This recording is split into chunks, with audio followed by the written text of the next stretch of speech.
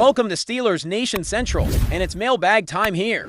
After the huge trade involving Jalen Ramsey, Minka Fitzpatrick, and Jonnu Smith, I'm sure there are plenty of questions from you guys because there's a lot to unpack with this trade and all the implications it brings to the Steelers roster and their overall direction moving forward. So, without any further ado, let's dive right into the questions and discussion surrounding this blockbuster trade.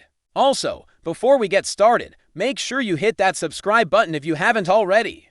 Because even though I'm currently on vacation, anytime breaking news hits, we're going to be bringing you content here on this channel consistently. You can expect videos in this style, home-style updates, and deep dives throughout the week. This is going to be the place to go for the latest news and analysis on all things black and gold. Our first question comes from my man Jim Cease, who sent in a $5 super chat asking if the Steelers might try to add a safety now after this trade.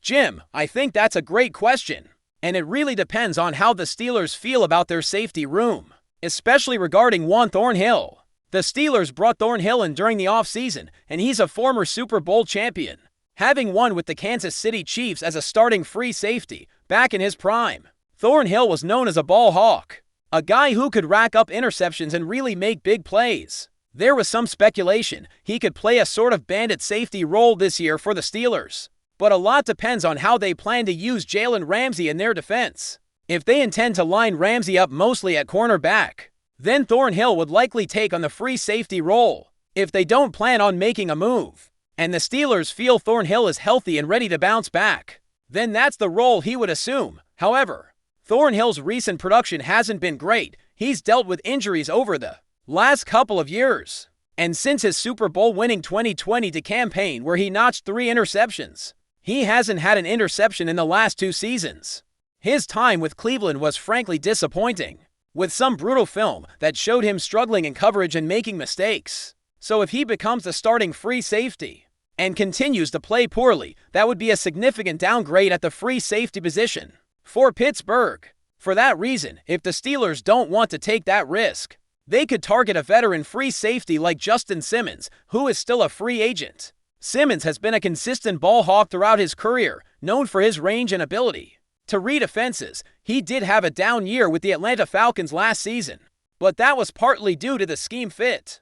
As the defensive coordinator, they favored a quarters-heavy, cover-6 approach that didn't really play to Simmons' strengths. Simmons is more of a traditional free safety, which would fit well in Pittsburgh's defensive scheme, especially with the flexibility that Ramsey brings. Another name to keep an eye on is Jordan Poyer. Poyer is a close friend of Aaron Rodgers, which is an interesting connection given Rodgers is now the Steelers' quarterback. They've gone on retreats together, and as Rodgers has mentioned in his documentary, there's a special brotherhood in those retreats.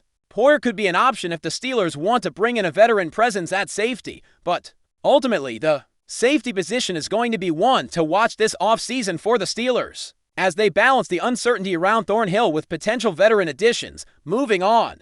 Another super chat from LT asks about what went on behind the scenes for the Steelers to decide to move on from Minka Fitzpatrick. This was unexpected. Too many because Minka was viewed as a Steeler for life, a key part of the defense and a beloved figure in the locker room. The reality comes down to the financial situation and performance. Minka's cap hit was huge, over $20 million per season, and he simply wasn't backing that money up. With the level of production the Steelers expected, Minka is still a good player, no doubt, but he was being paid like a top 3 safety in the league, and over the last 2 years, he's only managed 1 interception. Interceptions and impact plays are part of what defined his game early on, so the decline was noticeable. The Steelers felt that they really wanted John Smith in this trade, and it seems the Dolphins made it clear they wanted Minka and Fitzpatrick back in return.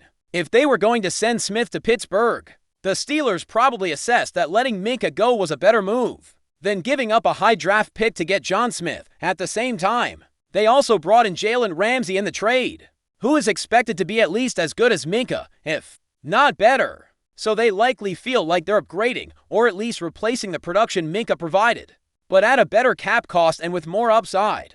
Losing Minka Fitzpatrick on a personal level is a blow, though, as he's not just a great player but a fantastic locker room presence. Mike Tomlin has been clear about his respect for Minka as a person, even allowing him to sit in on defensive coaches' meetings and value his leadership.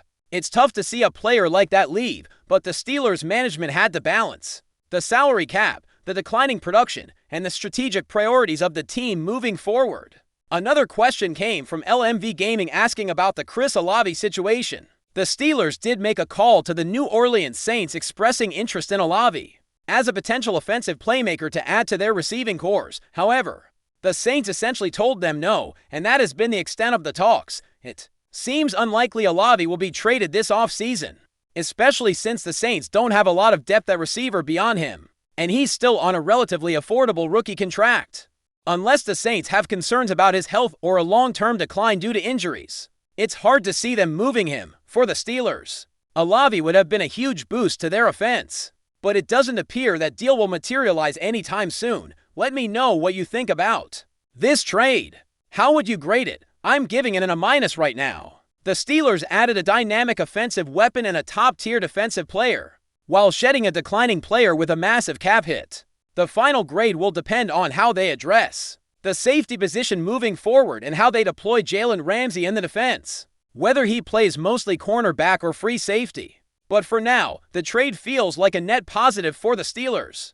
It's a bold move that clearly shows they are trying to reshape their roster and their identity. Another question comes from Milton Sanchez, who wonders if the Steelers can't come to terms with TJ Watt on a contract extension. Might they trade him, and if so, would they consider trading him for Malik McLaurin? I'm not worried about the TJ Watt situation right now. Usually, when a player and team both want to get a deal done, it eventually happens. TJ has repeatedly expressed his desire to be a Steeler for life, and the Steelers want him to stay as well. I expect a contract extension to get worked out. TJ is still young enough to be a dominant player for at least the next 2 or 3 years, and is arguably still one of the best defensive players in football. He's probably going to command a high salary, but part of the reason the Steelers might have moved Minka Fitzpatrick was to free up cap space to get a deal done with TJ Watt. Jalen Ramsey's cap hit isn't that high this year, which helps, but the Steelers also have to plan for future seasons, and they need flexibility to keep their core intact. Trading TJ Watt would be surprising, and I wouldn't expect it unless something unforeseen happens. A further question comes from Steelers prods about Caleb DS as a draft option. If the Steelers don't sign a safety this offseason, Caleb DS is projected to be a top 5 or top 10 pick in the 2026 NFL Draft. The Steelers are likely to use their first-round pick next year on a quarterback, given that Aaron Rodgers is probably heading into the final year of his career. Next year's quarterback class is loaded, and the Steelers seem focused on finding their franchise quarterback then. That's why they passed on a quarterback in this year's draft. They wanted to wait for a stronger class, and it looks like they made the right call, given how this year's class has turned out. So while Caleb DS might be an outstanding safety prospect, it's unlikely the Steelers will use their first-round pick on him next year, because their priority will be quarterback. But before we dive in, don't forget to subscribe to Steelers Nation Central and hit the like button on this video. Your support helps us keep bringing you the latest updates on the Pittsburgh Steelers. And don't forget to share your thoughts on the news in the comments below. Pittsburgh may be brewing something big behind the scenes, and the latest whispers are sending shockwaves through the NFL rumor mill. Sources close to the situation suggest that the Steelers could be making an audacious play to land star-wide receiver Amari Cooper, currently with the Buffalo Bills, in what would be one of the most explosive moves of the offseason.